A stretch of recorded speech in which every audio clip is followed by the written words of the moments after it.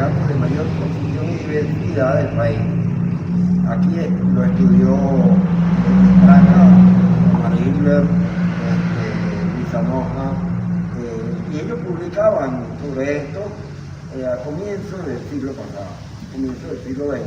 La mayor parte de los trabajos que se habían hecho alrededor eran, bueno, algunas interpretaciones un poco ingeniosas, ¿no? Algunos que creyeron ver en estas representaciones de arte, creyeron ver deidades, mitologías, creyeron ver unos mapas cartográficos, otros fueron más atrevidos y hablaron de rutas de comunicación, y los más osados llegaron a hablar de una especie de lenguaje escrito de carácter figurativo que evocaba algunos mensajes allí de tipo mágico religioso. ¿Sí? Entonces, ¿qué es lo que tenemos allí? Bueno, cuando a mí me invitan, yo lo primero que digo, bueno, vamos a situar esto en un contexto, ¿no? ¿De qué estamos hablando, no? Cuando primero es una evidencia incontrovertible de lo que hay. Eso pasaba por ir al sitio y hacer una inspección in situ, ¿no? ¿De qué estamos hablando? Estamos hablando del municipio Guacara, de Estado Carabobo, un sector que se llama el sector Tronconero, ¿sí? En una región que está básicamente es el piedemonte de la cordillera y cercano al lago de los Tacarigua, o lago de Valencia. Suponemos, por los registros históricos, que para ese entonces la ribera del lago estaba mucho más cerca del sitio al cual nos estamos refiriendo. De manera que eso es lo que teníamos. Y aunque en el sitio se habían hecho algunas exploraciones arqueológicas, que lo lideró aquí la doctora Enriqueta Peñalver, que después fue durante muchos años directora del museo, ahí consiguieron algunas cerámicas y algunos objetos, algunos utensilios, puntas de lanza, que todavía se pueden ver en el Museo Arqueológico, no sé si todavía existe, que estaba en el Parque del Sur de Valencia. Bueno, como ustedes ven, lo que uno consigue cuando uno va allí es un ambiente agreste, donde de manera dispersa hay una serie de conglomerados rocosos que tienen distintos glifos. Estos no son lisos, la pared no es lisa. La superficie de toda esa roca es una pared que tiene, bueno, es una roca, ¿no? Tiene un relieve, de manera que no es que está pintado sobre partes lisas ni aplanadas. Lo otro que uno consigue es una cantidad de apilamientos rocosos, de lajas, y bueno, lo primero que me consigo es que estos son esquistos micáceos, ¿no? Este es un detalle geológico interesante, el hecho de que sean esquistos, porque es un material que es muy dúctil, ¿saben? Pueden muy fácilmente, con cualquier instrumento de metal, o incluso con una roca más dura, pueden hacerle un surco, ¿sabes? Entonces no es que es un gran trabajo hacer estos surcos. Y luego transportarlo, bueno, aunque hay algunos que son muy pesados, pueden pesar alrededor de media tonelada, ¿sí? Entre 3 o 4 hombres pueden trasladarlo. De manera que no es que supone un gran esfuerzo colosal, ni una maquinaria, ni una tecnología. Esto es importante porque si vas a hacer un estudio que sea convincente, tienes que basarte en la evidencia física. Claro, tenemos la experiencia en Mesoamérica, ¿sí? Por eso es que yo había puesto el mapa aquí con Mesoamérica, ¿verdad? En el anterior. Permítanme, en Mesoamérica tenemos las grandes culturas de los toltecas, mayas, aztecas, chichimecas y de los incas. Pero en la región del Caribe casi no tenemos evidencia de adelantos arquitectónicos significativos, que sí lo observa, por ejemplo, en la Puerta del Sol de Tiahuanaco, en la Gran Pirámide de Chichén Itzá o en la Pirámide del Sol y de la Luna, ¿sí? Donde algunas de estas edificaciones podrían haber tenido un carácter astronómico relevante, de ser pasan a ser sedentarias, requieren de la agricultura, y para la agricultura necesitan medir los ciclos naturales. Y la única manera de medir los ciclos naturales es a través de la posición astronómica. Por eso la experiencia de los ciclos de la naturaleza, de lluvia, de sequía, le dio primero a los egipcios, ¿verdad? 2500 años antes de esto, 3500 años antes de esto, le dio la posibilidad de usar el ciclo natural de inundaciones y de sequía del río Nilo para desarrollar la gran civilización egipcia. Y estas civilizaciones, mucho más modernas, como ustedes saben, cuando tú hablas de Teotihuacán, estás hablando del año 500 más o menos después de Cristo, para que tengamos una idea, ¿sí? Cuando se estaba haciendo el Coliseo Romano, no se había hecho todavía Teotihuacán, ni Chichén Itzá tampoco. Eso para que tengas una idea, ¿no? ¿Okay? ¿Y de qué época son entonces estos hallazgos de los jeroglíficos? Entonces, claro, yo quiero insistir en un punto importante cuando tú vas a hablar de la tecnología antigua de América, o del mundo en general. ¿Qué es el problema de la cultura material? Si bien es cierto que ellos hacían cuestiones de carácter astronómico, ¿verdad? No es menos cierto que hay evidencias concretas de cultura material. Porque antes de calcular equinoccios, solsticios, hacer mapas con vías de comunicación, hacer mapas estelares, antes de esto, usted necesita arpones, anzuelos, calzado, utensilios de cocina y fogones. Y ese es un problema para interpretar los yacimientos arqueológicos. Usted se supone que en el desarrollo de una sociedad, sea esta de carácter tribal o igualitario, o sea una sociedad jerarquizada, usted necesita haber satisfecho primero las necesidades materiales inmediatas. Sin eso, no tiene ningún sentido pensar que tenían conocimiento astrométrico, de trigonometría esférica y de posición astronómica. Señor, pues, ¿y qué? ¿No usaba sandalias? ¿Y qué? ¿No cocinaba? ¿Me entiendes? Ese es un problema en la interpretación de la arqueología, porque a veces somos muy ligeros en estas cosas. Y el mayor ejemplo de esto es Stonehenge. Stonehenge, la gente dice, los famosos alineamientos de hace, lo datan o pretenden datar en el 3000 a.C., ¿sí? Como el observatorio astronómico más antiguo de las sociedades inglesas. Los ingleses estaban tan adelantados que 3000 años antes, inclusive antes de las pirámides, que estamos hablando de 2600, 2500 antes de Cristo, ya ellos calculaban solsticios y equinoccios, y nos ponen aquí una flecha, ¿no? Y el alineamiento, si usted mira debajo de este dolmen y enfoca para allá, usted tiene el eclipse, el sol, el día del equinoccio de primavera, y allá tiene la lunación. Ah, sí, muy bien, está bien, te lo creo. Y la cultura material, pues esa gente no comía. ¿Y dónde están las casas? ¿Y qué tipo de población hizo eso? Cuando usted ve la foto, porque esta no te la muestran, la de contexto, esta foto no te la muestran. ¿Dónde está la cultura material de la gente que construyó Stonehenge?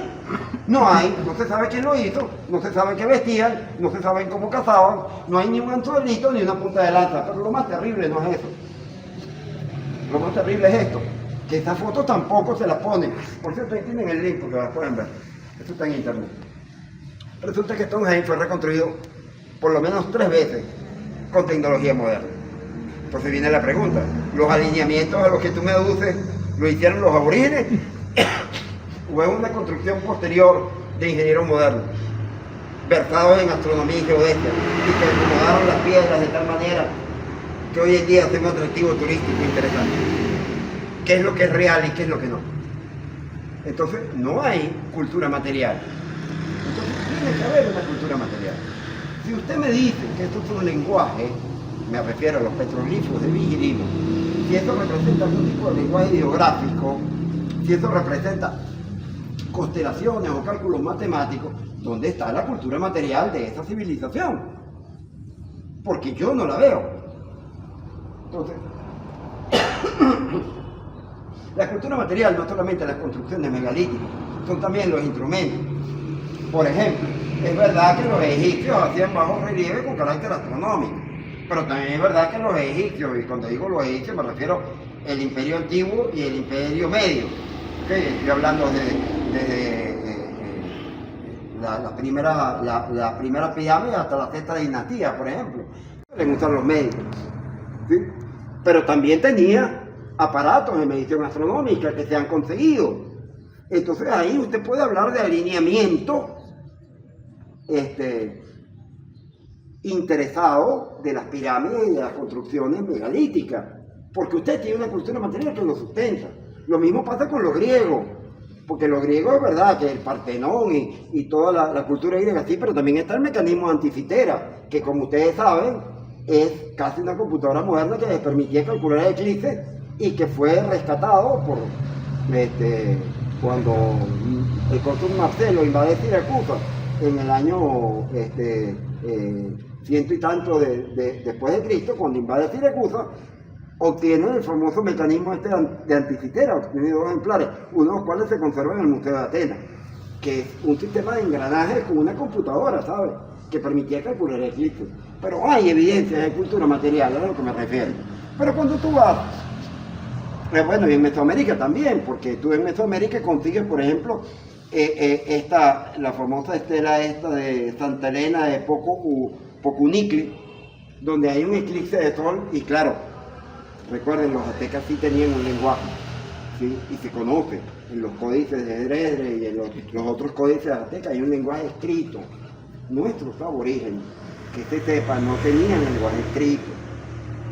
¿Okay? Los arahuacos no tenían lenguaje escrito.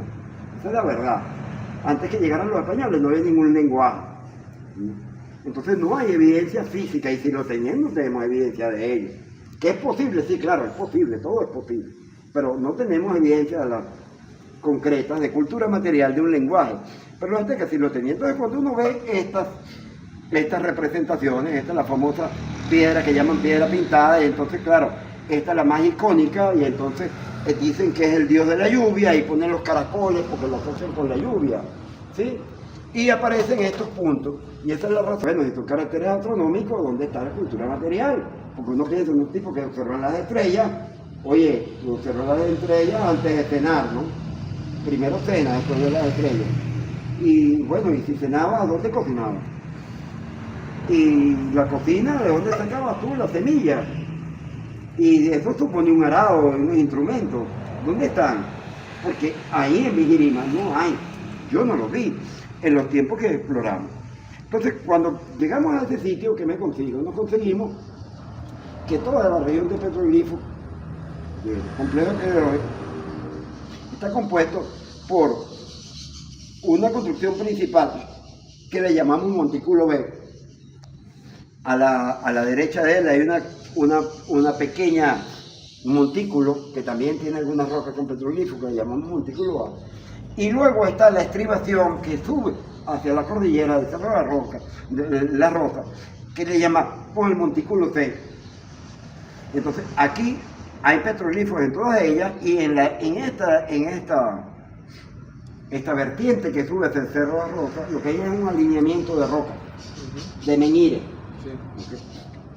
De manera que la mayor parte de los petroglifos están en el montículo B, aunque hay algunos pocos en el montículo A y en el montículo C. Todos estos petroglifos, todo lo que nosotros vimos y lo que no vimos también. ¿Qué consigue con los glifos? ¿Cómo lo hicieron? Esa es la primera pregunta. Recuerda que son esquistos. El esquisto es una roca blanda, lo suficientemente blanda que si tú le haces mucha fuerza con la mano, la logras fraccionarla. ¿Me explico?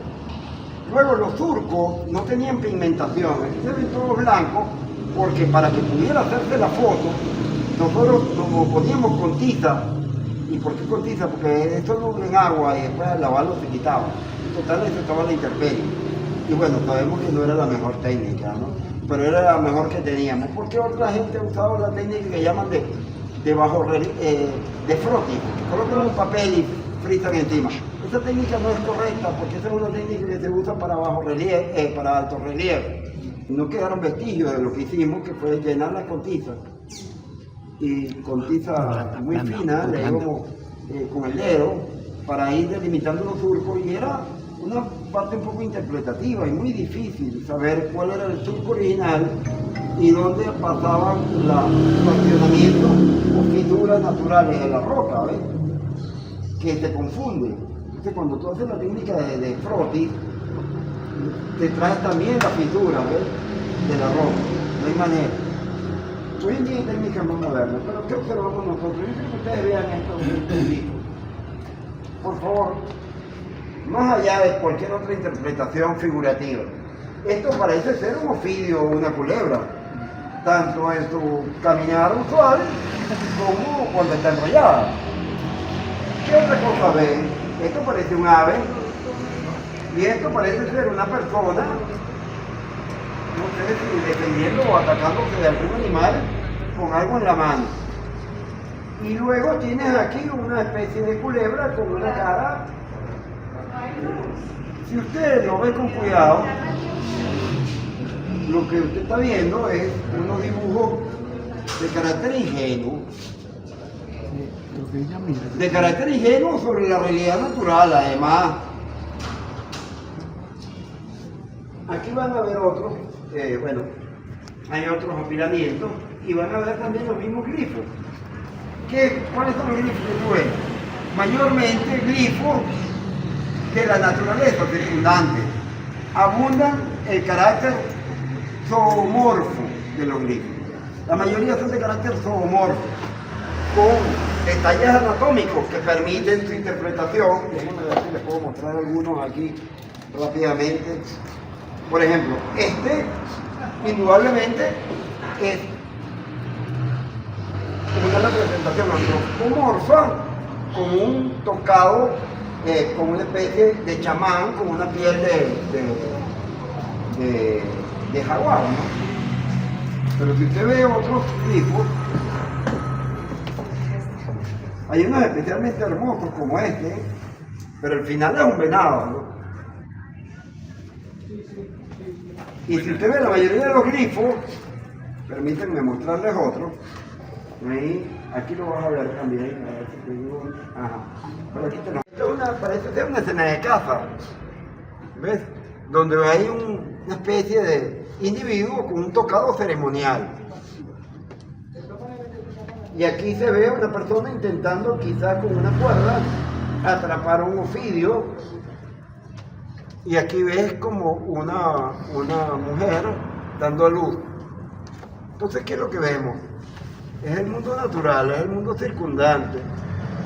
Esto no es lo que tú ves en una sociedad jerarquizada. En una sociedad jerarquizada, en una sociedad más avanzada, la representación son de los reyes, de los dioses, de la sociedad en general. Aquí lo que ves es el mundo natural, de carácter ingenuo.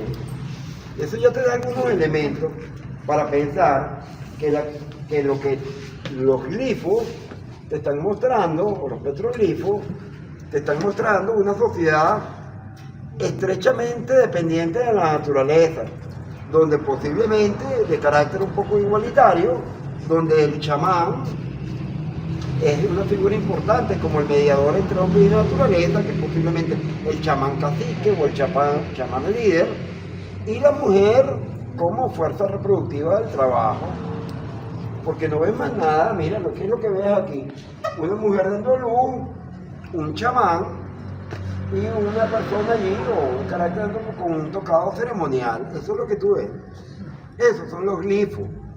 Pensar ahora en carácter alfabético de una sociedad de este estilo, pues es cuando menos una interpretación un poco optimista, ¿no? Entonces, esto hay que tomarlo en cuenta. Claro, hay otras representaciones un poco más bonitas, que creemos que son posteriores a los glifos anteriores. Estas pudieran ser más recientes, donde se ve como más arte, desde el punto de vista estilístico, ¿ves? Evidentemente, ¿por qué ves? Un cubo, un escarabajo. Esto, difícil de interpretar porque estaba vertical, no sabemos si fue movida, pero parece ser una danta. Esto es una tortuga, esto que está aquí obviamente es un venado, y esto evidentemente parece un mamífero, ¿no? Un váquiro o algo parecido. Claro, entonces este tipo de glifos a veces se repiten. ¿Y qué evoca? Lo que siempre evocamos, la cultura de clanes y fratrías que existe en cualquier grupo social heterogéneo.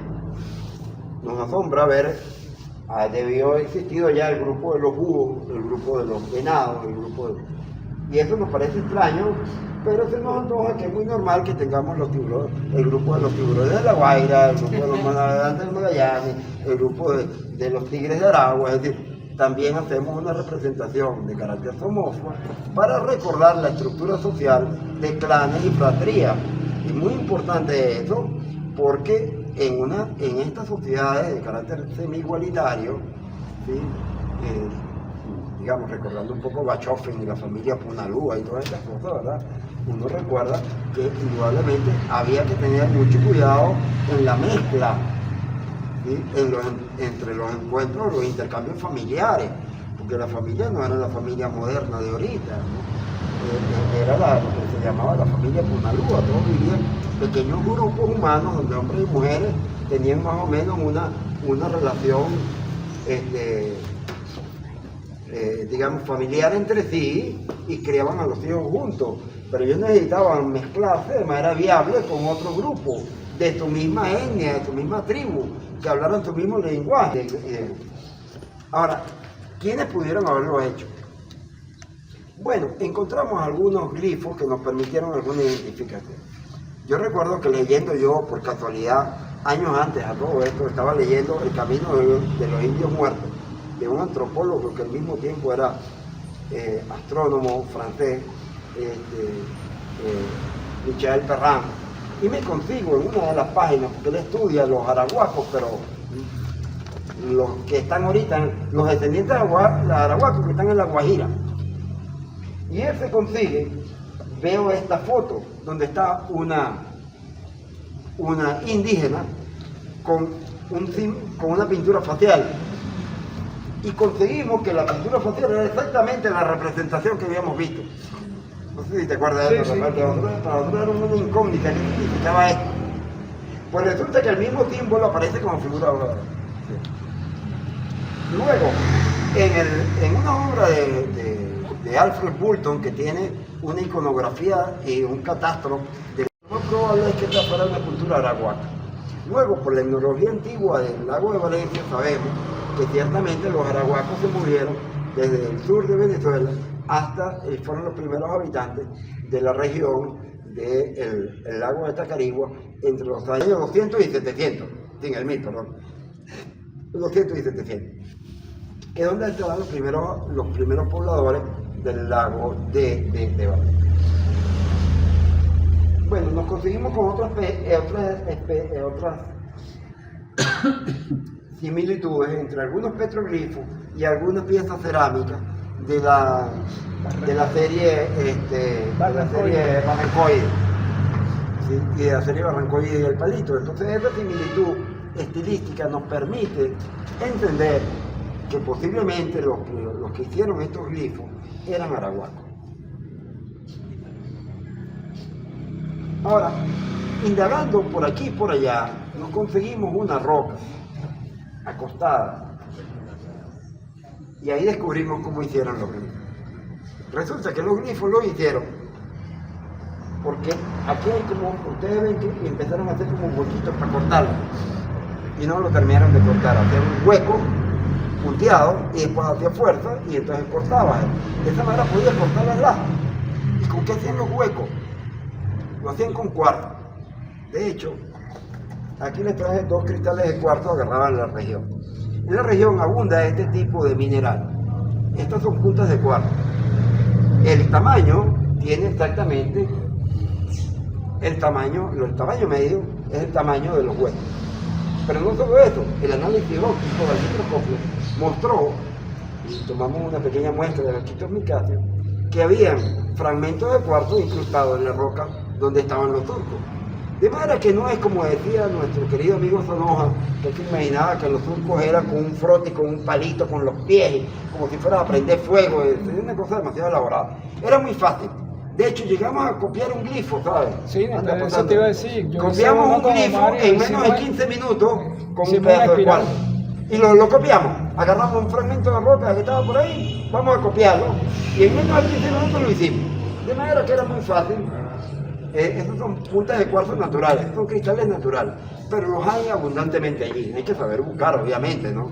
Hoy en día es difícil de encontrar. Que algunos glifos de carácter astronómico que no entendía. Les confieso que yo no entendía. No entendía por lo siguiente, porque esto, si esto era el Sol y esto era la Luna, mi gran duda era que era el otro punto que estaba. Aparecía algo que podría ser el Sol eclipsado y la Luna, pero había un bendito punto luminoso, un tercer objeto. Y créeme, yo no lo entendía. Luego, había otra roca, esta es muy interesante, porque esta parte que ustedes ven blanca, está en bajo relieve. Y lo otro es un hueco que atraviesa la roca hasta el otro lado. ¿Ves? O sea que ellos perforaron deliberadamente. Más o menos qué espacio, 1 metro, medio metro entre en la perforación de una roca y otra. Ajá, la perforación. No, pues. la perforación sería unos 10 o 12 centímetros del tamaño de la lata. Pero pasaba del otro lado. Aquí que parece una ave nocturna. De manera que otros son unos puntos acoplados. En este otro tipo me consigo una representación parecida a esta, sin el hueco. No tenía el hueco hasta el otro lado. Es parecida a esta, pero no está el hueco. Una especie de espirales que me sugieren movimiento y un pie que de alguna manera me indica tránsito, porque es lo que es. En esta otra hay una especie de posiciones de puntos acoplados y se observa aquí alguien con una especie con un tocado ceremonial en posición de cunclilla. Pudiera ser eso, una interpretación. Y otra representación es, aquí hay naves, hay estos mismos puntos y luego siempre estaba el problema que aparece lo que pudiera ser el Sol y la Luna, pero aparece un tercer punto. Ese punto va a ser crucial para lo que viene después. Bueno, adicionalmente nos conseguimos otros glifos que algunos han querido ver allí caracteres geométricos y nosotros pensábamos que eran caracteres astronómicos. Tratan de recordar, fíjense que es un círculo que tiene como rayos y después otro círculo, aquí hay como 2 círculos con curvas de nivel, y eso fue lo que encontramos. Bueno, entonces se me antojó que eso pudiera tratarse de un eclipse. Déjenme contarles cómo ocurre un eclipse. Un eclipse de Sol, particularmente, ocurre porque la Luna momentáneamente transita entre la visual, entre el Sol y la Tierra. Donde el eclipse es total, el día literalmente se convierte en noche. Salen las estrellas, ¿sí? Pero antes de que salgan las estrellas, el Sol va pasando por unas etapas, esta es una secuencia fotográfica, va pasando por etapas de parcialidad, donde parece que el Sol estuviera siendo mordido por la Luna. ¿Ves? Y en algún momento, como la órbita, el disco de la Luna no es perfectamente un disco redondo, sino que hay cráteres en montañas, se cuela la corona solar y produce un anillo o fulguración momentánea, que es lo que se llama el anillo de diamante. ¿Sí? Y durante la totalidad, el Sol se ve negro. Por ahí hay una foto de alguien que, por favor, el Sol se ve negro, pero alrededor se ve la corona, esto se ve a simple vista. Ese era el profesor aquí, trajo una del eclipse del año 97. Y el cielo, estrella. Por favor, imagínense ustedes una sociedad, digamos, semisedentaria o seminómada, ¿ok? Con una estructura social muy elemental, si se quiere, que de repente un buen día, al golpe de las 11 de la mañana, se les empieza a oscurecer el cielo y el Sol, que es la fuente de energía y vida, se les comienza a desaparecer. Pero no solo eso, la temperatura comienza a decrecer y en menos de una hora la temperatura cae 10 grados. Imagínese eso, que usted está allí y el cielo, y eso ocurre al mediodía, entre las 11 de la mañana y las 4 de la tarde. Y literalmente el Sol se les desaparece. ¿Qué creen ustedes? Es un fenómeno que además nunca había ocurrido. Recurren a sus padres, a sus abuelos y a las crónicas de los abuelos antes que ellos. y nadie recordaba algo igual. ¿Qué creen ustedes que ocurrió? En una sociedad que no tiene un lenguaje alfabético y que no tiene manera de escribir, ¿qué hace? Apela a lo que tiene en la mano, los cristales de cuarzo, las lajas de esquistos micáceos, y hace una representación de ese acontecimiento para recordar que algún día ocurrió un hecho inesperado. Esta necesidad de comunicación y registro es lo que motiva los petroglifos de Vigirima, según nosotros entendemos. Pero lo interesante es que si eso es así, ¿dónde está la evidencia material de eso? Bueno, se puede recrear modernamente, ¿sí?, en todos los eclipses que ocurren, que han ocurrido en esa región, desde el año 5000. Hoy en día las máquinas, Fabián, muy inteligente, me preguntaba que se veía la corrección por desplazamiento. Hoy en día hay suficiente capacidad de cómputo para recrear los eclipses que han ocurrido antes. Y habían ocurrido muchos, pero no tanto. Para que tengan una idea, bueno, lástima, aquí no puedo explicarlo con más detalle, pero no ocurren tanto, ¿sabes? Porque aunque tú ves muchas rayas, no pasan por el mismo sitio, ¿ves? Entonces, entre el año 200 a.C. y el año 1500, solamente habían podido ocurrir 5 eclipses totales en esa región en 1117 años. En 1117 años solo ocurrieron 5 eclipses visibles desde Vigirima. 5. Temprano en la mañana o muy tarde en el día. ¿Sí? Cuando tú muy temprano en la mañana, que el sol salga a las 6, se desaparezca y vuelva a aparecer a las 7:30, no es una cosa que sea muy dramática, ni siquiera sientes mucho el cambio de temperatura. Y si ocurre muy tarde, lo más probable es que no lo veas, porque tenía tapado por la montaña. Pero si llegaras a verlo, ¿sí?, también pasa lo mismo. Se te desapareció, debería ocultarse como siempre en esta época del año, digamos a las 7. El sol se desaparece a las 6, vuelve a aparecer y se vuelve a desaparecer a las 7. No es dramático. Pero el eclipse del 1 de julio del 577 ocurre al mediodía. Y el máximo coincide con la ubicación geográfica de Vigirima. Pero entonces, aún así, me faltaba, y que era el bendito tercer objeto. Bueno, resulta que uno puede recrear con software astronómico la posición, y sí, este era el cielo que debieron haber visto los arahuacos. Debieron haber visto el sol eclipsado, y como se ven las estrellas que están cerca del sol en ese momento, cerca del sol estaba Venus. Y ese tercer punto más o menos coincide con lo que está en los petroglifos. Era Venus cercano al sol, que al taparse el sol por la luna, Venus, que es el planeta o el objeto más brillante del cielo después del sol y la luna, aparecía allí, y ese era el tercer objeto. Y aparece poco más o menos cercano al sol y la luna. Aquí están los datos, lástima que no puedo leerlos para mostrárselos, pero empezó más o menos, el máximo del eclipse, que duró alrededor de unos 3-4 minutos, ocurrió al mediodía. Entonces imagínense ustedes que se les desaparezca el sol a ellos al mediodía. Y eso no ocurrió después, no ocurrió el día siguiente, no ocurrió los 2 días ni a los 3. Claro, lo que para ellos era seguro, que era el ciclo normal de nacimiento y desde el ortodoxo del sol dejó de ser seguro. Ellos tenían que documentar esto de alguna manera.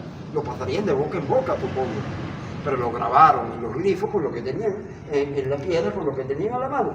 Y esto es lo que yo les digo, miren, esta es la posición del cielo. Y fíjense que estos puntos acoplados coinciden precisamente. Que no coinciden exactamente, claro que no, pues no es una foto, señor. Esto es la representación de memoria de lo que ellos vieron en el cielo. Y ahora entiendes por qué aparece la manito. Eso me hace pensar a mí, porque lo hemos visto en otros libros, que la representación que hacen de las caracoles no es por la lluvia, es porque el caracol es un animal que se mueve lentamente, y los eclipses ocurren, este movimiento del sol, de la luna delante del sol, ocurre a lo largo de 4 horas, es muy lento. Entonces ellos evocan con la tortuga y con los caracoles el movimiento en el cielo, porque si ponen cualquier otro animal, porque recuerden que ellos hacen las representaciones en función del mundo circundante, no iba a evocar lentitud. ¿Cómo escribe, sin tener un lenguaje escrito, que se tapó el sol y la luna y que lo hizo lentamente? ¿Cómo dice que es lento? Bueno, hay otras representaciones, todo eso está publicado. De hecho, eso lo publiqué en Archaeological Review hace, no sé, no me acuerdo, 2003. Eso de la manito, ¿qué es lo que quiere decir? La manito, fíjate, la manito quiere decir que tú lo puedes tocar. Que está ahí, es como el testimonio humano. Yo lo vi.